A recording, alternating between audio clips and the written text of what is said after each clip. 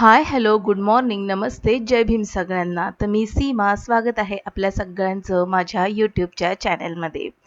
आज आहे रविवार आणि रविवार म्हटलं की थोडासा सुट्टीचा आणि निवांत दिवस आणि तसंही मुलांच्या परीक्षा संपलेल्या आहेत. तर मग म्हटलं की चला थोडंसं आता आपण आपलं जे शेड्यूल आहे, रुटीन आहे, ते थोडंसं निवांत म्हणजे थोडंसं उशिरा सुरू करूया. तर इथे वाजलेले आहेत 7 आणि मी 6ला उठले होते आणि 6ला उठून रात्री जी मी मेहंदी भिजवली होती, तर ती पहिली मेहंदी लावून घेतली केसांना आणि म्हटलं की ही जी वॉशिंग मशीन आहे ती पहिली आपण वॉश करून घेऊया, धुवून घेऊया. तर असे ना हे टॅबलेट मिळतात वॉशिंग मशीन क्लीन करण्याचे. तर मी हे ऑनलाईन मागवले होते. तर वॉशिंग मशीन ना साधारणपणे 1.5 ते 2 महिन्यांनी डीप क्लीन करून घ्यायची, स्वच्छ करून घ्यायची. जर नाही स्वच्छ केली ना तर कपड्याला असे ना साधारणपणे मळ लागल्यासारखा, कचरा लागल्यासारखा दिसतो. म्हणून मग मी काय केलं, म्हटलं की चला 7 ते 8:30 वाजेपर्यंत पाणी आहे, तर त्याच्यामध्ये मस्तपैकी वॉशिंग मशीन धुवून होईल. तर मग इथे काय केलं, पाणी भरायला लावलं आणि जे वॉशिंग मशीन क्लीन करण्यासाठी जे टॅबलेट मिळतात, तर त्या 2 टॅबलेट मी इथे याच्या आतमध्ये घातल्या. आणि हा जो बघा हा मशीनचा आतला जो सरफेस आहे ना, तर मी काय केलं लिक्विड सोप घेतला आणि त्याने ब्रशने अशा पद्धतीने आतून सगळं मी क्लीन करणार आहे. मशीन अशी व्यवस्थित क्लीन केली ना, तर कपडे धुवायला देखील आपल्याला छान स्वच्छ वाटतं. स्वच्छता ठेवायची ह्या इलेक्ट्रॉनिक वस्तूची. कारण की ह्याच वस्तू असतात ज्या आपल्या कामाला खूप मदत करत असतात आणि ह्याच जर आपण अस्वच्छ ठेवलं ना, तर आपलं काम वाढतं. तर आता हे सगळं मी लिक्विड सोपने, ब्रशने आतून वगैरे सगळं क्लीन करून घेते, घासून घेते आणि मग ही मशीन साधारणपणे सेट करून घेते. तर सेट केलेलीच आहे मशीन साधारणपणे 93 मिनिट्सपर्यंत आता ही मशीन चालणार आहे.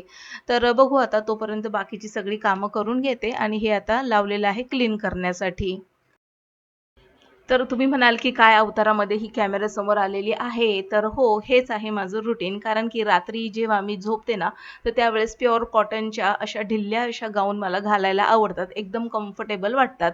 आणि कसं आहे दिवसभर तर आपण काही गाऊन वगैरे घालत नाही. दिवसभर ड्रेसमध्येच असतो. निदान रात्री झोपताना तरी मस्तपैकी एकदम कम्फर्टेबल वाटेल असे कपडे म्हणजे कॉटनचे गाऊन वगैरे मी घालते. तर कोणी काहीही म्हणो की असं कॅमेऱ्यासमोर येते वगैरे, तर हे फक्त रात्रीचं असतं आणि सकाळी उठल्यानंतर मी थोड्या वेळ अशा अवस्थेमध्ये असते. पण त्याच्यानंतर मस्तपैकी फ्रेश होऊन ड्रेस वगैरे घालते. तर आता हल्ली बऱ्याच जणी निघाल्या, "तुम्ही घरी गाऊन घालता का? घरी गाऊन घालता का?" तर मला कळत नाहीये, घरी गाऊन घालता का म्हणजे इतकं काय मोठा गुन्हा केल्यासारखा त्याचा इतका मोठा इश्यू केलेला आहे बऱ्याचशा YouTube चॅनलवरती. तर कधी-कधी मला असं वाटतं, यार गाऊन म्हणजे कपडेच आहे, ते काही दुसरं असं नाहीये. हां, पण गाऊन घालण्याची एक पद्धत आहे आणि ती कधी घालायची ते आपल्याला थोडंफार माहिती असणं गरजेचं आहे गृहिणींना.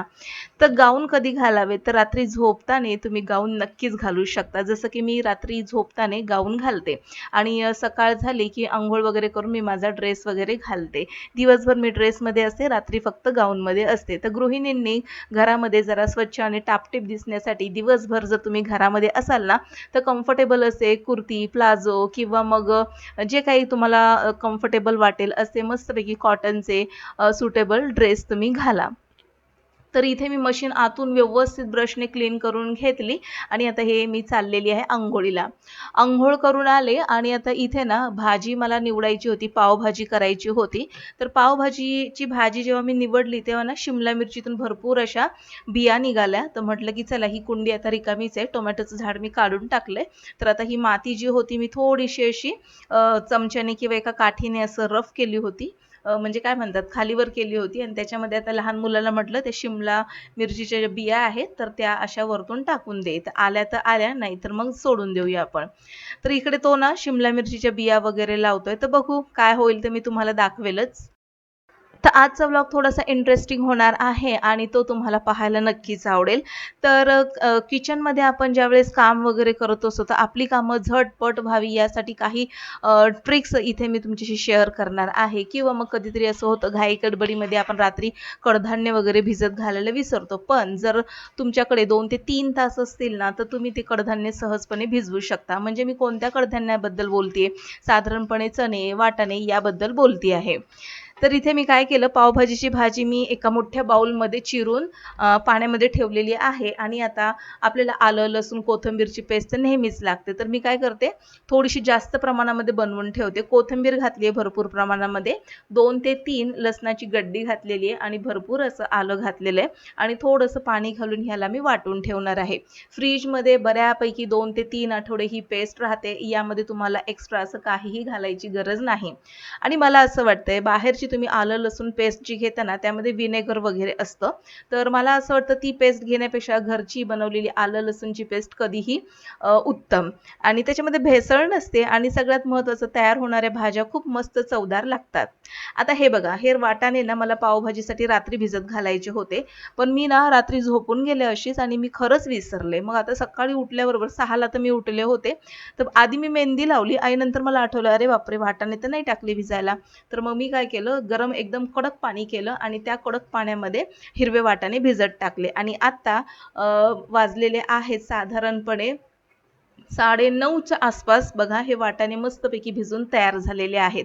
म्हणजे जर घाई गडबड असेल किंवा तुम्ही असे विसरले असाल आणि जर तुम्हाला तुमच्याकडे 2 ते 3 तास शिल्लक असतील ना, तर तुम्ही अशा पद्धतीने, जर खूप इमर्जन्सीमध्ये वाटाणे हवे असतील आणि तुम्हाला बाहेर जायला देखील कोणाला, म्हणजे कोणी जात नसेल किंवा तुमच्याकडे वेळ नसेल, तर अशा पद्धतीने तुम्ही झटपट हिरवे वाटाणे भिजवून घेऊ शकता. तर आज मी इथे 2 टिप्स शेअर केल्या.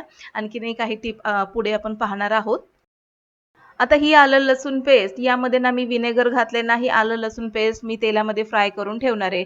अशीच मी वाटून घेतलेली आलं लसूण पेस्ट डब्यामध्ये ठेवून फ्रीजमध्ये ठेवणार आहे. मस्तपैकी 2 ते 3 आठवडे चालते आणि मस्तपैकी फ्रेश असं चव येते. भाज्यांची चव छान तयार होते. तर इथे मला आता पावभाजी बनवायची आहे. आता सगळ्यात पुढची महत्त्वाची टिप, अशा प्रकारचा चॉपर तुमच्याकडे असणं गरजेचं आहे, असला पाहिजे. तर ह्या चॉपरमध्ये ना एकाच वेळी कांदा, टोमॅटो, आलं, लसूण, कोथिंबीर, मिरची मी कधी-कधी एकत्रच घालून बारीक चॉप करते. तर आता मी फक्त कांदा, टोमॅटो घालते आणि पटापट चॉप करून घेते. साधारणपणे 1 ते 1.5 मिनिटामध्ये मस्त बारीक असा कांदा, टोमॅटो चिरला जातो. तर इथे आता मी पावभाजीला काय करणार आहे, फोडणीला हे कांदा, टोमॅटो, आलं, लसूण, कोथिंबीरची पेस्ट घालणार आहे. मस्तपैकी फ्राय करून घेणार आहे ते आणि मग ह्या चिरून घेतलेल्या भाज्या त्यामध्ये घालणार आहे. आपल्या घरामध्ये जे लाल मिरची पावडर किंवा घरगुती तिखट जे असेल ते घालणार आहे. चवीनुसार मीठ आणि मस्तपैकी पावभाजी मसाला घालून मस्त या भाज्या परतून घ्यायच्या. तर ही एक महत्त्वाची टीप आहे. जर तुमच्याकडे वेळ नसेल अजिबात आणि झटपट तुम्हाला स्वयंपाक बनवायचा असेल, तर अशा पद्धतीने हा कुकर लहान किंवा मीडियम साईजचा तुमच्याकडे असणं गरजेचं आहे. फक्त 3 ते 4 शिट्यांमध्ये तुमची पावभाजी शिजून तयार होते. डायरेक्ट फोडणीला घालायची अशा पद्धतीने आणि शिजून झाल्यानंतर मस्तपैकी मॅश करून घ्यायची. परफेक्ट अशी पावभाजी तयार होते. तर मी असंच पद्धतीने नेहमी पावभाजी बनवते. आधी भाजी शिजवून घ्या आणि मग त्याला फोडणी द्या. तर मला असं वाटतं त्याच्यामध्ये थोडासा वेळ जास्त जातो. तर वेळ जर वाचवायचा असेल तर स्मार्ट गृहिणींनी या ज्या सांगितलेल्या टिप्स आहेत त्या नक्की वापरा. नक्कीच तुमचा वेळ वाचायला मदत होईल आणि जो वेळ मिळेल तर तो तुम्ही तुमच्यासाठी वापरू शकता. आता पुढची महत्त्वाची टीप, या पावभाजीमध्ये मी थोडंसं बीटचा वापर करणार आहे. बीटचं साल काढून घेते, थोडंसं धुवून घेते आणि मग त्याचे तुकडे करून या पावभाजीमध्ये घालणार आहे. आता याचे 2 फायदे होतील. एक तर मुलं बीट खात नाहीत म्हणून पावभाजीमध्ये घातल्याबरोबर बीट देखील मुलांच्या शरीरामध्ये जातं आणि दुसरी गोष्ट, पावभाजीला खूप छान असा रंग येतो. जर तुम्ही मार्केटमध्ये गेला असाल, हॉटेलमध्ये जाऊन जर तुम्ही पावभाजी खात असाल, त्याच्यामध्ये भरपूर असा रंग वापरला जातो, जो आपल्या तब्येतीसाठी खरंच चांगला नाहीये. तर त्याच्याऐवजी तुम्ही बिटाचा वापर नक्कीच करू शकता. आता इथे मस्तपैकी ही भाजी परतून घेतलेली आहे. आता याला झाकण लावून घेणार आहे. थोडंसं पाणी घालायचं आणि झाकण लावून मस्तपैकी 4 ते 5 शिट्या करून घ्यायच्या. मऊ अशी पावभाजी शिजली जाते आणि वाटाणा जो होता ना, खूप छान असा शिजला जातो यामध्ये. तर आता झाकण लावून 4 शिट्या करून घेते. तर एका साईडला भाजी शिजते आणि दुसऱ्या साईडला चला आता हे दूध तापत ठेवलेलं आहे. तोपर्यंत मी बाकीचं दुसरं काम करते. जसं की कपडे वगैरे वाळवण्याचं. तर एका वेळी ना माझे 3 ते 4 कामं चालू असतात आणि हे बघा, हे दूध ठेवलं मी आणि गॅस इथे स्लो करायचं विसरून गेले बाकीच्या कामाच्या नादामध्ये आणि इथे मध्यम आचेवरती दूध होतं. तर इतकं दूध म्हणजे खाली गेलं, उतू गेलं. तर असं होतं का तुमच्याबरोबर? बऱ्याचदा घाई गडबडीमध्ये अशी वाढीव कामं होतात, माझ्याकडनं तरी. तर गॅसवरती दूध वगैरे सांडलं ना, तर इतकं डोक्याला ताप होऊन बसतो. म्हणजे एक तो दुधाचा वास येत राहतो आणि दुसरी गोष्ट किचन खूप अस्वच्छ वाटायला लागतं. तर आता हेच काम आता माझं वाढीव झालेलं आहे.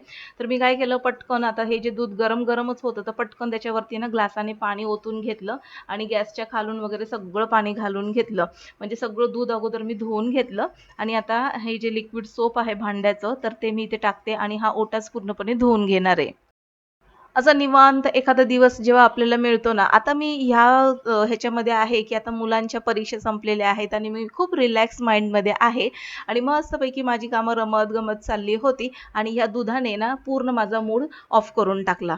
तर आता म्हटलं, की आता ते साफ तर केलंच पाहिजे. पूर्णपणे साफ केलं. कधीही ना दूध सांडलं ना, तर ओल्या कपड्याने ते पुसून घ्यायचं नाही. ते जास्तीचं वाढीव काम होतं. त्या कपड्याचा एक वास येत राहतो आणि किचनमध्ये देखील दुधाचा वास येत राहतो. म्हणून दूध सांडलं किंवा मग नॉनव्हेज वगैरे काय बनवलं ना, तर पूर्णपणे गॅस असा क्लीन करून घ्यायचा. तर आता हा पूर्णपणे घासून घेतली आहे बघा. खूप दूध वगैरे झालं होतं, तर आता हा भिंत देखील मी क्लीन करून घेते. हातासरशी हे पण स्वच्छ होईल.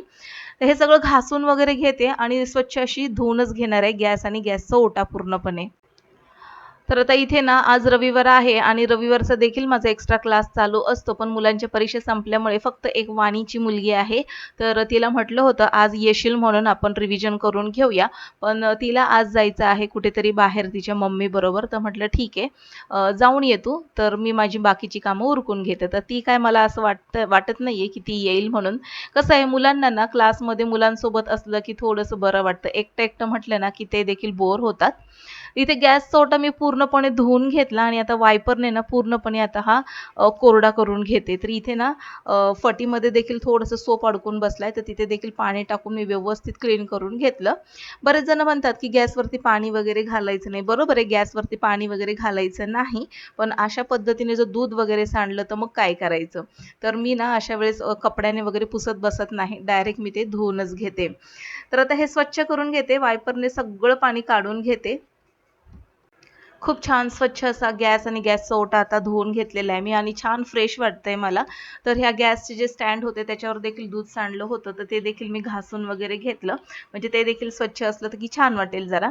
आणि इथं सिंकमध्ये बघा इतकी भांडी वगैरे पडलेली आहे, तर ते मी आता नंतर घासणार आहे. बाकीची कामं आधी करून घेते मी. तर इथे स्टँड वगैरे लावून घेते कारण की मध्येच काही ना काही कोण ना कोण येतं आणि मला हे बनवून दे, ते बनवून दे असं म्हणतं. स्टँड वगैरे लावून घेतलाय. पावभाजी तयार झालेली आहे इथे आणि आता या भाजीला ना मी मस्तपैकी स्मॅश करून घेते. तर अशा पद्धतीने हे मॅशरने भाजी मॅश केली ना, की झटपट आपली घरातली पावभाजी मस्तपैकी चवीची तयार होऊन जाते. पावभाजीमध्ये पावभाजी मसाला नक्की घाला म्हणजे खूप छान अशी चव येते. मॅश करून घेते पटकन आणि यामध्ये ना आता बारीक चिरलेली कोथिंबीर देखील घालून घेतली आणि पुढची सगळ्यात महत्त्वाची टिप म्हणजे बटर पावभाजीमध्ये पाहिजेच पाहिजे. बटरशिवाय लहान मुलांना पावभाजी खायला आवडत नाही. म्हणून मी काय करते हे बटरचे ना अशा पद्धतीने क्यूब करून ठेवते आणि आयत्या वेळेला त्यांच्या पावभाजीमध्ये एखादं क्यूब घालून द्यायचं म्हणजे मुलं देखील खुश आणि ते बटर जेव्हा त्याच्यावरती वितळतं ना, तर खूप छान दिसतं. तर मुलांना आता नाश्ता दिला. मुलं आता बसलेली आहे. तोपर्यंत म्हटलं हे जी लादी वगैरे बाकी होती तर ती पुसून घेते. नाश्ता करून झाल्यानंतर इथे भरपूर असं काय-काय पडलं होतं.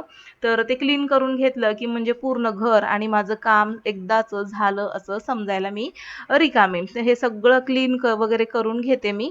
म्हणजेच एकदम घर माझं स्वच्छ दिसेल. तर इथे मी आता पावभाजी खाऊन घेते आणि आज रविवार म्हटल्यानंतर नॉन-व्हेज वगैरे काही नाहीये. पावभाजी म्हटलं की दिवसभर मुलं पावभाजीवर असतात आणि आम्ही देखील त्याच्यातच ॲडजस्ट करतो. तरी देखील मी निलयला म्हणजे माझ्या लहान मुलाला म्हटलं, की "निलय थोडीशी अंडी आणून दे अर्धा डझन. जर कोणाला वाटलं अंडी वगैरे, पोळी वगैरे बनवून खावी तर अर्धा डझन अंडी आणून दे." आणि आमच्या निलयने अंडी आणून दिली. मस्तपैकी अर्धा डझन मधली अंडी 2 अंडी त्याने फोडून आणलेली आहेत.